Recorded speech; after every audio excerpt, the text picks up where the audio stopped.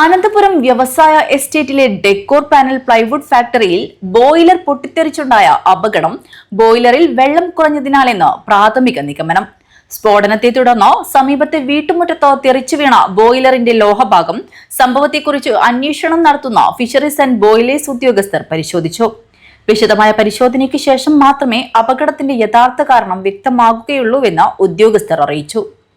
സ്ഫോടനത്തിൽ 10ഓളം വീടുകൾക്കാണ് കേടുപാടുകൾ സംഭവിച്ചത്. ആദ്യമായാണ് ജില്ലയിൽ ഇത്തരത്തിൽ ബോയിലർ പൊട്ടിത്തെറിച്ച് അപകടമുണ്ടാകുന്നത്. 1.5 വർഷം മുൻപാണ് ഫാക്ടറി അനന്തപുരത്തെ വ്യവസായ എസ്റ്റേറ്റിൽ ആരംഭിച്ചത്. അപകടത്തിൽ പരിക്കേറ്റ 6 പേർ മംഗളൂരുവിലെ ആശുപത്രിയിൽ ചികിത്സയിലാണ്. ഇവരിൽ 3 പേരുടെ നില ഗുരുതരമായി തുടരുകയാണ്. പരിക്കേറ്റ് കുമ്പള ജില്ലാ സഹകരണ ആശുപത്രിയിൽ പ്രവേശിപ്പിച്ച 2 പേർ ആശുപത്രി വിട്ടു. അപകടം നടക്കുമ്പോൾ 9 പേരാണ് ഫാക്ടറിയിൽ ഉണ്ടായിരുന്നത്.